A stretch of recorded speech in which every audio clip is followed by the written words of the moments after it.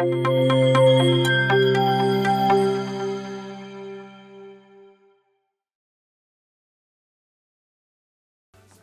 everyone. I'm Brent Sitterly. I apparently was a minute late, and I apologize to everyone. So I'm Brent Sitterly, the CEO and founder of Fixed Point Analytics. I'm a veteran-owned data science consultancy, and I'm here to moderate this awesome panel. Very privileged and honored to be up here with these folks. I'll hand it over to you guys to introduce yourselves. Anissa? Okay, great. Hi, everyone. I'm Anissa Rodriguez Dickerman, and I'm the CEO of Pecan Street Inc. We're a nonprofit organization headquartered in Austin, Texas. We have a mission really to just help accelerate this just energy transition. We have the world's largest collection of residential energy use data. You're going to hear me talk about that a lot in my comments as well, but so happy to be here and to be on this panel. I'm going to pass it to Khalil. Yeah, hello everybody. My name is Khalil Shalaby. I'm Executive Vice President of Strategy at Lower Colorado River Authority. Even though we're a river authority, our biggest business is electric. So we're a big generator in ERCOT. I believe either the second or third largest transmission owner in ERCOT. We also manage the Colorado River, not to be confused with the one that's outside of Texas. About 400 miles of that, 8 dams, and we're the largest owner of hydro in the state of Texas as well. We do have a burgeoning telecom business, both broadband and LTE. So we do middle mile for a lot of small towns in Texas, places that are just not profitable for private telecom entities. And we do LTE, push-to-talk for radios for fire departments, police, all that kind of stuff. And we also own a park system. We have about 23 parks out there. Happy to be here, and I'll pass it on to John. Hello, everyone. My name is John Choi. I am the Vice President of Strategic Growth at OCI Energy. We're actually headquartered here in San Antonio. We primarily focus on developing, owning, and operating large-scale solar and battery projects. Most of our development pipeline is here in Texas, in the ERCOT market. We also have some projects in Tennessee, Georgia, Mississippi, and Arkansas as well. And we continue to kind of expand into different markets. OCI has been around for about, I'd say, 13 years now, headquartered here in San Antonio. And we basically roll up to a Korean conglomerate out of South Korea, Seoul, which is publicly traded.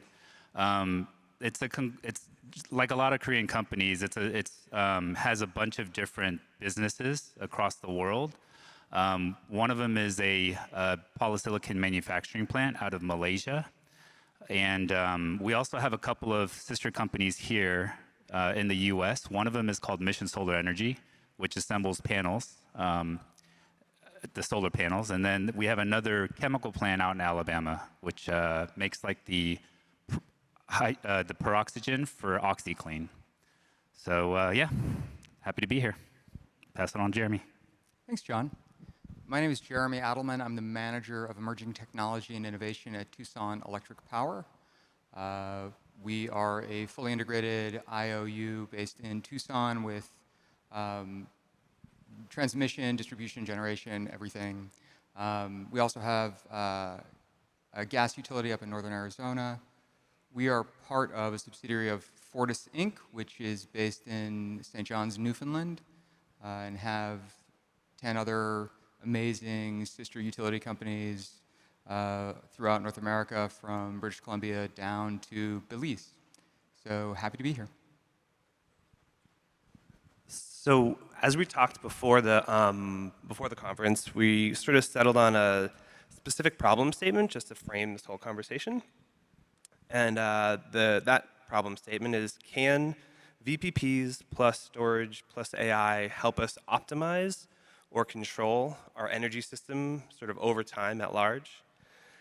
And as a mathematician, whenever I hear somebody say optimize, I'm always like, what are we optimizing for? What are we controlling for? What do we want to control? So as a sort of subcontext to this question, is it sustainability, like the last panel was talking about, the economics of the energy system, reliability, resilience? So which thing are we sort of trying to control for? So I think the first question I want to, again, to give us a good frame of this problem statement is, and I think I'll give it to everyone on the panel, but I'll start maybe with you, Khalil, is why do we need to optimize in this sort of ecosystem that we have of technologies in our energy system? Yeah, I think the short answer is we're just not going to build our way out of this huge amount of load growth that we're seeing. At LCRA, our transmission capital plan is growing by about 10 to 20% a year. In the past 5 years, it's gone from a couple $100 million to over $1 billion a year of build. We were also building power plants, right? So we will be commissioning a recip power plant for 190 megawatts gas this August, and then another one next August, and maybe planning for a third one. And that's a total of 390 megawatts. We have interconnection requests that are over 2 to 3 gigawatts just on our system. So no matter how much transmission we build, no matter how many power plants we build, we're just not going to build our way out of this. It's a little bit like trying to outrun your bald spot if you're a middle-aged guy. So we're going to have to optimize the system, use other technologies to help us out, because it's a lot of megawatts. So like VPP or storage isn't the total solution, but it has to be part of the solution to sort of get us into these stopgaps.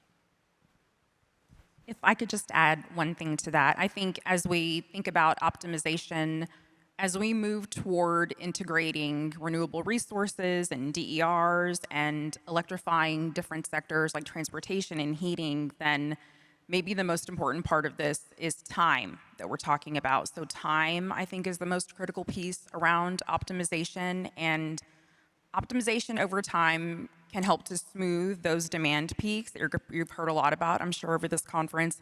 It can help us to align consumption and clean generation. And then hopefully all of that put together will help to reduce the really expensive infrastructure that would be needed to try to align all of these technologies together. How about you, John, from where you sit? What do you think is a good reason why we need to focus on this optimization?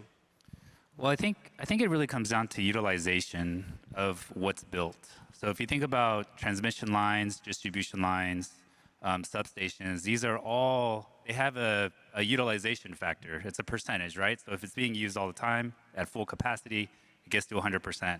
So when you think about how those lines and basically the infrastructure that's between the thing that's generating the energy and the consumers of the energy, everything in between, there's a lot of, I guess, inefficiencies. So when you think about just creating a more efficient grid, you have to be able to figure out how to utilize those things. And you could do that on either end of the spectrum. You can do it on the generation side, or you can do it on the consumption side. And I think it's solving, you're always trying to solve for two things, really. It's reliability, because nobody wants to lose power, and then just cost efficiency. You can't overcharge it has to be affordable, essentially.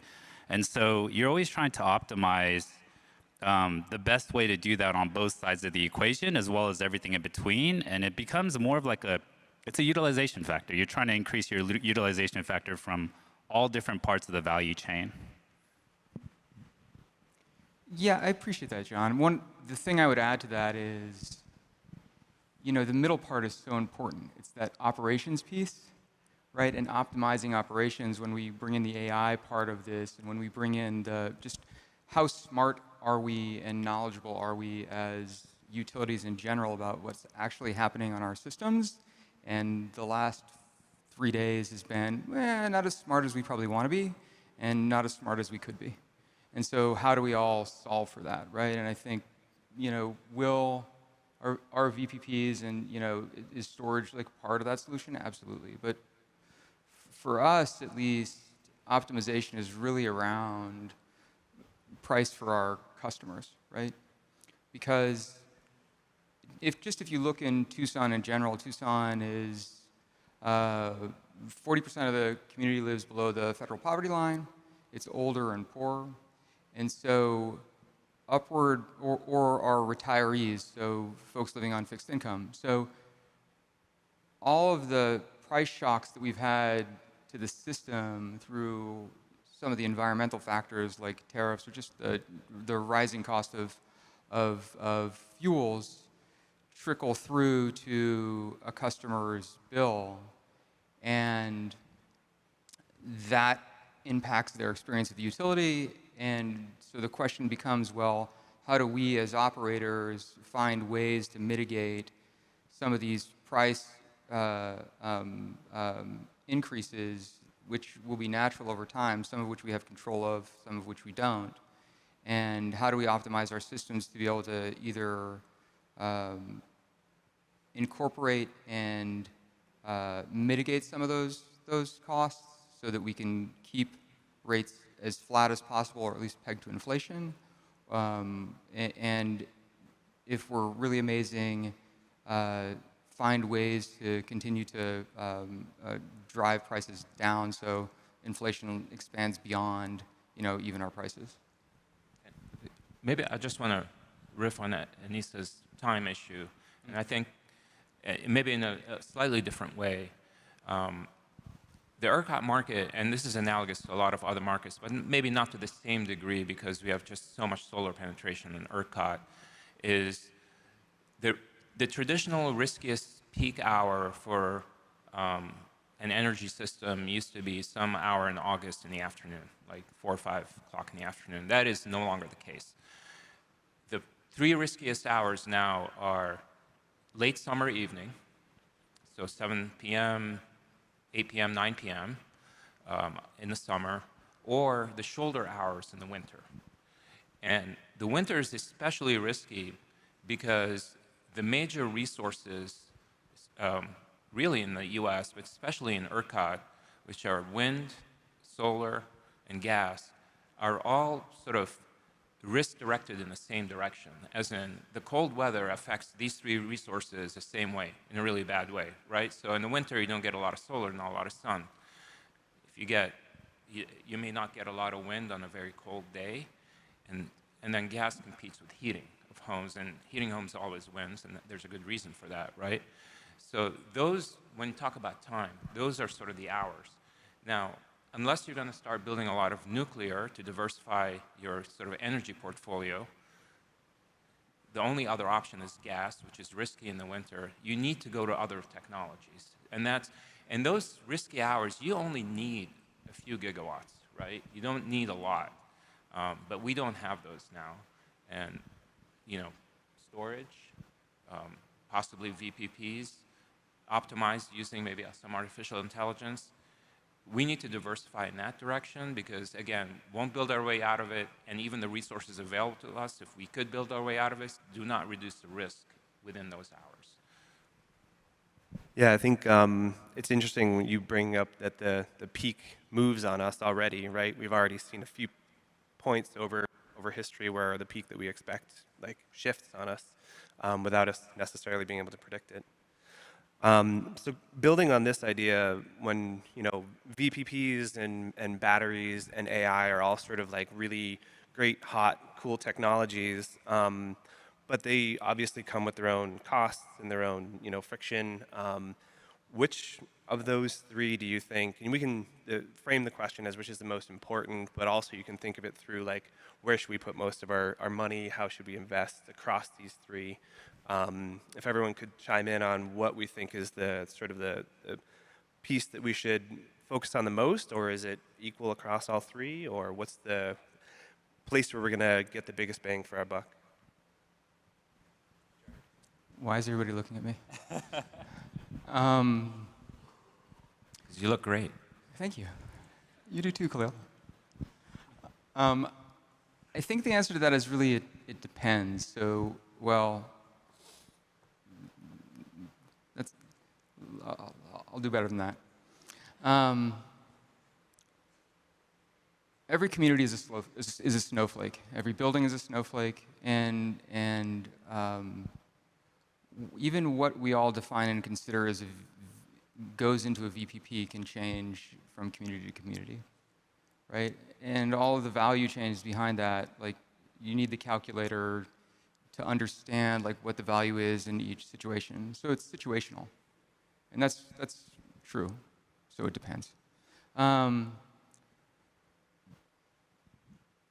But when you start looking at like at least the roll up around it, just drill into a VPP, right? So you can look at, say, DERs, demand response. Is curtailment a part of what a VPP does?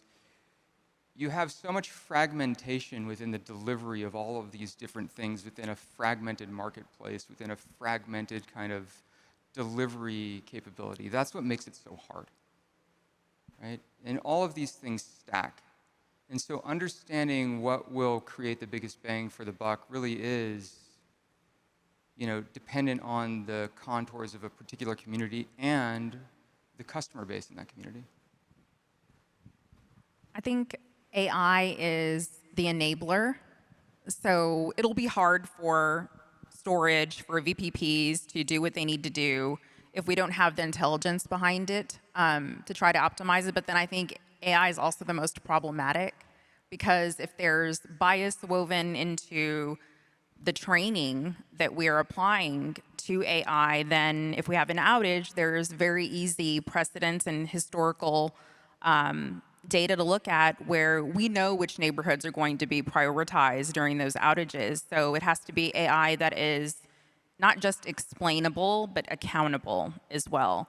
So I think all three are needed. All three can be efficient. They can be scaled, but there has to be a thoughtful and an integrated approach, not just from the technical architecture of these technologies, but from the regulatory frameworks, from the governance, and all of the things we're talking about regarding communities. That has to be baked into the problem solving at the very beginning. It can't just be an afterthought.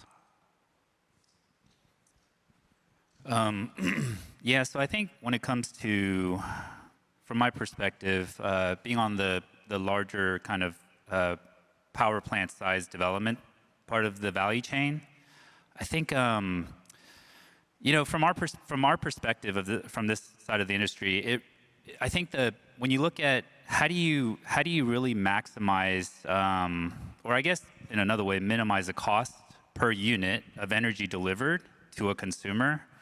Obviously, if you have a large-scale power plant, it's going to be more economical than having a bunch of little ones. It's just scale naturally helps you with creating more efficiencies from a cost perspective. The negative side of that is, you have more singular kind of places of single points of failure, right? So like if a nuclear plant trips in Texas, let's say, it causes a big issue in the overall market, and so now you have other problems that happen. But I think from a cost perspective, when you look at the whole value chain, you're definitely going to see more efficiency on the bulk system. However, if you pick and choose the right places on the grid, you can definitely find some kind of more medium-sized type capital deployment options, which I'm sure as utilities, y'all are always looking at stuff like that to kind of create a good amount of value as well, accordingly to the to those medium-sized kind of projects. Going to the extremely smaller side, right? Let's take for example just residential. I think when you're looking at like Tesla, for example, they're definitely trying to innovate that space by allowing you to have bidirectional vehicles charging, right? They can charge and discharge during, let's say, hours, 17, 18, and 19, as Khalil was mentioning, the most during the summer, which is like the tightest. We call it like just being really tight on the supply-demand kind of measurement. And so Tesla is trying to innovate there by doing something like that too. So, but that's actually pretty expensive. It just depends on how you look at it. You're using a vehicle that somebody privately owns to you're degrading the system. You're degrading their vehicle by discharging and charging it as a grid asset. So, and then once you get to even further down the downstream of the consumer's usage patterns, let's say just air conditioning. I mean, everyone's going to want to turn on air conditioning at the same time, which is going to stress the grid. The question is, like, how do you incentivize human behavior to maybe not be as cool as you would want to be and shut your AC off for 15 minutes to 2 hours during critical times of when the grid really needs it, so there's not a rolling blackout eventually? And how do you compensate them accordingly for it? So I think AI will help kind of solve some of this stuff. It's going to be a while because, as Anissa mentioned, accountability is really important. So if you put total control into a piece of software, who's to blame if that becomes kind of the critical point of failure for the whole grid? Who's to blame if that thing goes down? And who knows how long it'll take to kind of bring the grid back up? So Definitely the vendors. Yeah. So I'll talk a little bit about storage VPP, and how artificial intelligence maybe can help. So bulk storage, a big 200 megawatt system is probably the most mature, most effective sort of resource that we have right now to fill in the stop gaps of the type of market that we've created, especially in ERCOT and around the US. We are still struggling with operating, big storage. A couple of years ago, there was a big winter storm up in New England, and the CEO of New England ISO basically said, we didn't dispatch storage because we were afraid it would charge. So, they were energy short, and here they have a resource that they could have used, but because of the operating parameters and they weren't sure, they just didn't depend on that resource because, and I think that's where sort of the control optimization and artificial intelligence can help us. Another way artificial intelligence can help us, and that's kind of the holy grail of a lot of folks like us at the LCRA that run trading desks with a lot of risk, is sort of, where are prices going to be? Where's the day-ahead price going to be? We haven't seen yet sort of an outfit that can come back to us and say, we're using artificial intelligence to forecast pricing.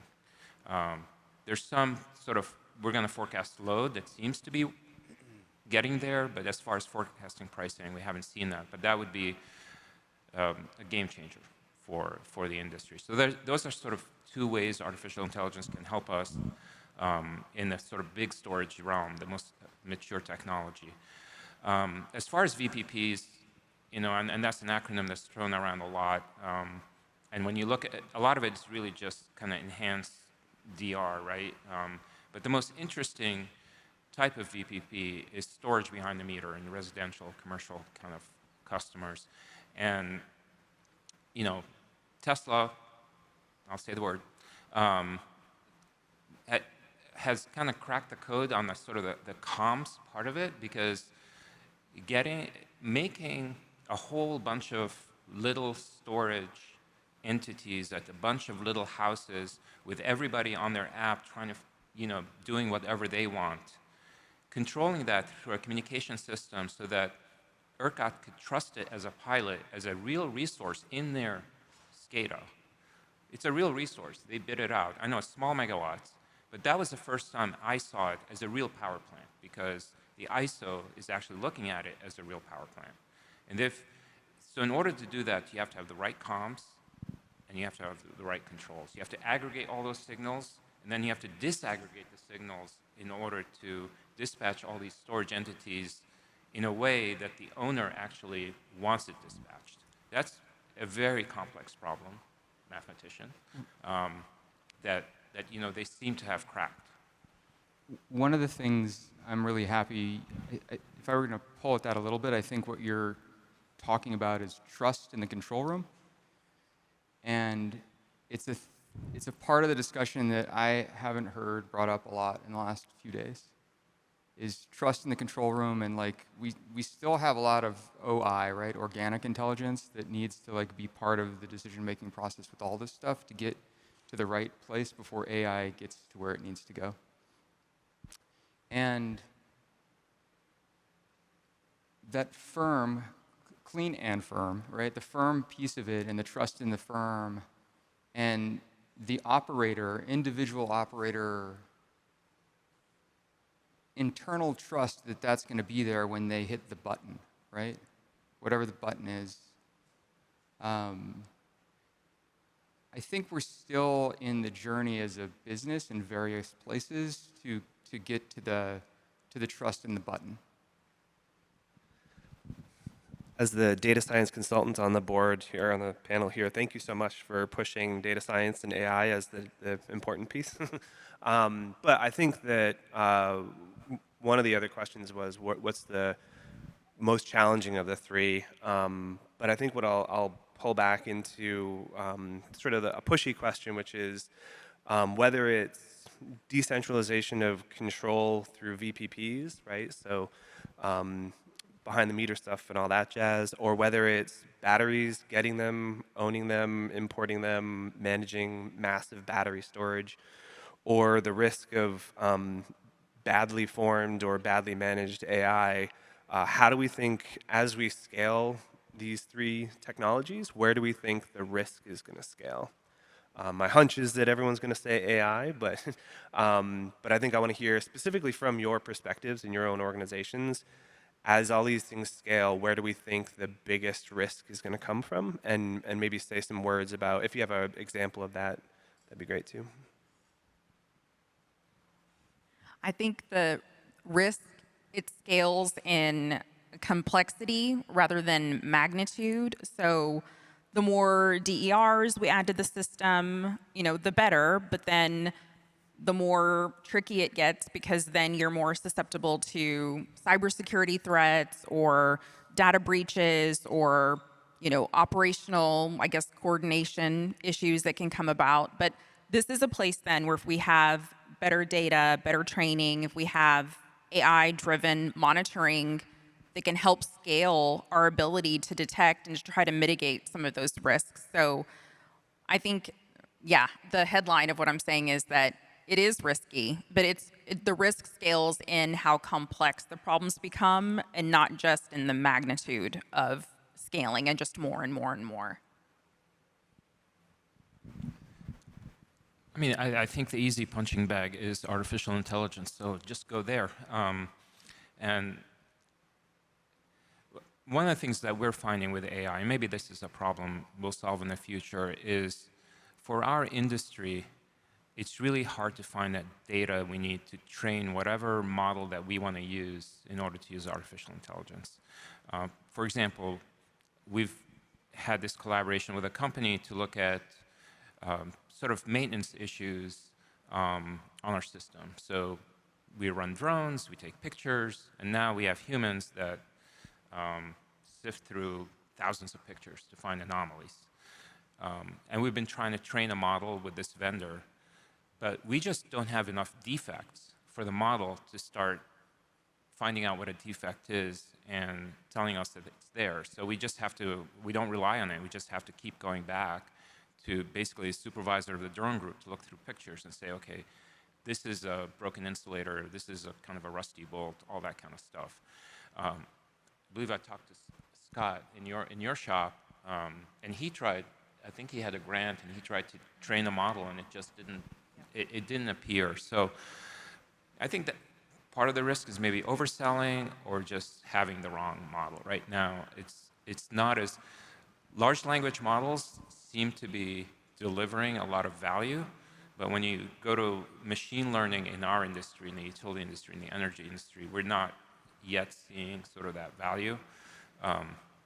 Here's a tidbit on large language models, how advanced they've become.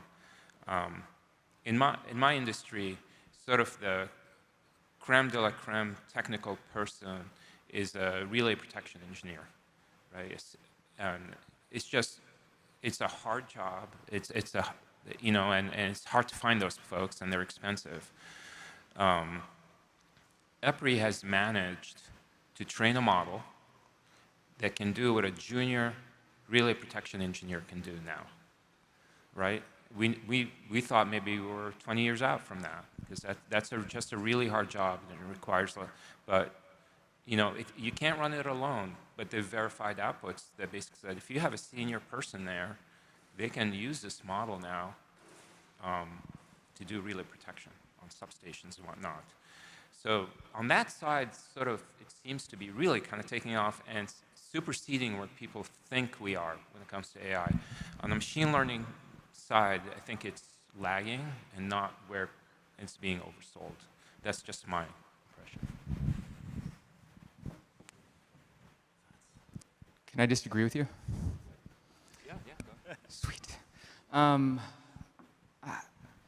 I actually think that the machine learning piece that's the piece that's more solid, right? And I do agree with you. Like, you have to have enough data and enough of the ability to identify the outliers to train the model in the right way and all that stuff. But so there may be some use cases where you just can't make machine learning work yet. But I think there are a lot of use cases such as propensity modeling around certain adoption, like for EV adoption, or for community growth, even looking at predictive modeling for distribution systems, which are becoming more and more prevalent in terms of grid planning. Even in ERCOT from yesterday, we were hearing about predictive incident planning, right, where you can start to do Monte Carlo analysis on different nodes in the grid and say, well, all right, this kind of risk happens 50% of the time, so therefore we need to start looking here, or here, or here, or here. At least we have a propensity or the idea that some parts of the system are more risky than other parts of the system. I will grant maybe not all systems are exactly alike, right? So there are certain places that it may not seem relevant. With LLMs, LLMs will change. Will LLMs change everything? Probably, right? I'm not going to say that they won't, because they probably will. But are they still in nascent stages? Yes. Are they growing exponentially, getting better exponentially? Yes. But I think we still have a long way to go in terms of, at least from a utility perspective, folks, going back to that trust piece, we're in the trust journey part. I think we're still in the trust journey part where deployments around the core systems and operations of the core systems, when you're talking about agentic decision-making, of making operational decisions for switches in certain operating environments and all these kinds of things, I think you have human beings saying, well, wait a minute, you're talking about billions of dollars of infrastructure. Are we just going to hand that over to the machine? Go ahead, Jeff. Just to kind of, the AI concept is interesting because I think for me the biggest risk is that it becomes unwieldy. For our specific energy industry, it can become kind of like it may overanalyze. I think it'll help because it'll eventually make a lot of engineering decisions in the most efficient way because it'll iterate and iterate much faster than we can. And it'll eventually start to, hopefully, the hope is that it will help us become extremely innovative and find the most cost-efficient kind of solutions for all the different parts from an engineering perspective and just from an overall kind of systems perspective. But it's going to take a while to get there. And I think as you continue to build out this AI's abilities in different verticals, including in the energy industry, it's going to require just a tremendous amount of energy consumption as well. And so the risk, I think, is trying to figure out, and I think people have been talking about it this whole conference, how do you, the smart IT people at least, how do you figure out how to organize the data and make the LLMs and make the algorithms put as efficient of an output as possible without trying to, overanalyze too much data and stuff like that. I mean, it's going to be interesting to see what happens. I think that's probably what I see as like a relatively large risk in kind of how AI is going to be rolled out in the next few years, over the next decade. So all these are awesome points, and I think that it is definitely, the risk of the moment is what is AI going to do, and how do we differentiate good and bad AI? And I think that I'll take this moment for all the high school math teachers out there. It's you need to differentiate between whose math is better, right? Like, and how do you, as a non-mathematician or as a non-machine learning engineer, look at two different models and be able to say, hey, this is going to do something better, whether it's more energy efficiently because the code is really well written, or whether it's actually a better algorithm, or however you want to differentiate it. But so I think sticking on, although VPPs and storage have sort of slid down the triage list, which I think is maybe a signal. But I think an important thing that, Anissa, I want to hear your voice on, that we talked about on the sort of prep call, is how do we, one way to think about it is, can VPP plus storage plus AI be customer centric? And specifically, like, how do we make sure that through all this, we're not just building more machines to broaden that divide between people who are overserved and people who are underserved, or communities that are overserved and communities that are underserved.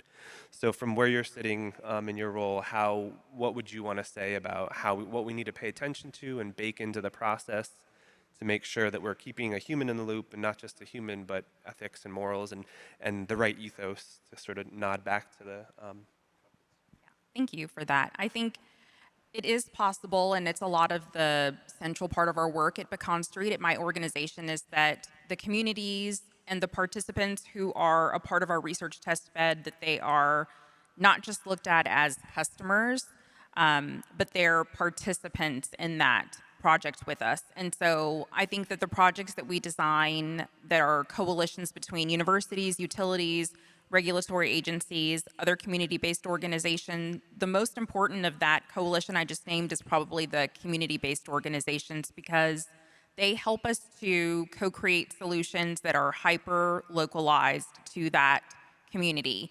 And I think it's hyper-localized, it's contextual to that community, and that's how we get the confidence of the participants to be a part of our research test bed.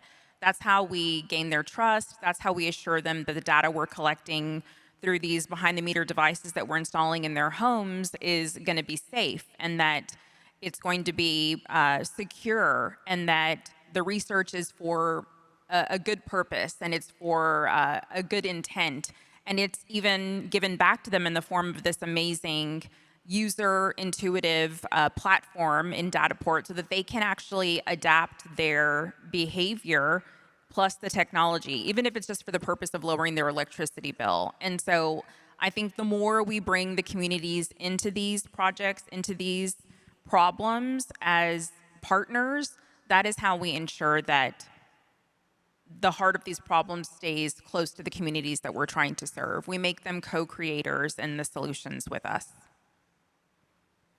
Thank you for that. I think maybe we'll go to closing comments. And so maybe we'll start with you, Jeremy, down at the end. What would you want to round out the idea of how we can start to use VPPs and storage and AI to optimize our energy usage over time, and do it in a way that serve the community? So I think there are two things. From a utility perspective, my soapbox for the last few years has been, especially on the distribution side, we have moved from a one-way static valuation environment of our assets to a two-way dynamic valuation environment for our assets. Everything is a nodal market even on the distribution level. The change in value in the performance of a transformer that you installed yesterday is not the same based on the EVs that will be installed tomorrow and the usage that will be installed tomorrow. So we need to start to think about the value of our systems differently and more dynamically as a result of both the storage and the VPPs that go on top of them to optimize them on behalf of our customers. The other piece of that then is, how do we get much, much better, and all of us as utilities continue to be on this journey of getting much, much better and want to get much, much better with bringing our customers into these conversations as the core of the system, right? That customers are the most important asset we have in terms of how our grid operates. And being in partnership with those folks, with our customers, is both a technical problem that AI can solve, as well as you need a lot of still organic intelligence and heart and empathy to be able to make sure that these things align. So I think we're all fortunate here in this room to be. We're not that concerned if our electric bill at home doubles, right? It sucks, but it's not going to be that detrimental. I think in these other communities, though, it's extremely important, the ones that are more in the below poverty type line. And I think one of the ways I could think of, near term at least, the closest thing that could show up in the near future is probably just price transparency at the level of the residential customer, so they can decide. It'll help drive their habits. If you end up, and then folks that can't afford to just kind of continue to cool their house nicely, maybe they pay an exorbitant amount just to keep it cool. So I think that'll help drive, at least on the demand side, behavior a little bit better. There's no price transparency right now. We don't really understand what the price of electricity is. At least most people don't, at any given 15-minute or hour. And that's how often, it actually happens every 5 minutes, for those that you don't know. Every power system essentially tries to measure at a 5-minute level exactly what the supply-demand mix looks like to price it. But yeah, that's kind of my thoughts. I think that could help for that. So our industry is driven by technology and regulation, and we are sort of in that. We're going into the fourth, maybe, paradigm of that. We spent 100 years with these big central stations, kind of this traditional network, and then in the 90s, with a different regulatory model and coming up with a combined cycle or gas turbine type technology, which had lower initial capital costs and high operating costs, we were able to have all these deregulated markets, and that was sort of the second phase. The third phase was incentivizing a lot of renewables on our system, right? So between that technology really kind of advancing and regulatory models that allowed these technologies to come on the system, that was kind of our third one. Now we're struggling with building more resources. We're in sort of the fourth paradigm. I think the tech is advancing. We're not seeing sort of the regulatory model that allows you to go into this kind of fourth paradigm of our energy system. So I'm waiting for that and trying to be helpful. I'll be super quick because I know we're at 12:16. I think centralized control of all these technologies, that I think is reliable, but decentralized control is what is going to help us to build resilience. And so I look forward to this imaginary utopian future where things are adaptive, they're inclusive, they're community driven. These technologies help the grid to learn faster and in real time, and in a way that is inclusive of everyone, all communities. Thank you so much. Let's give the panel a round of applause. I appreciate the conversation. It was great.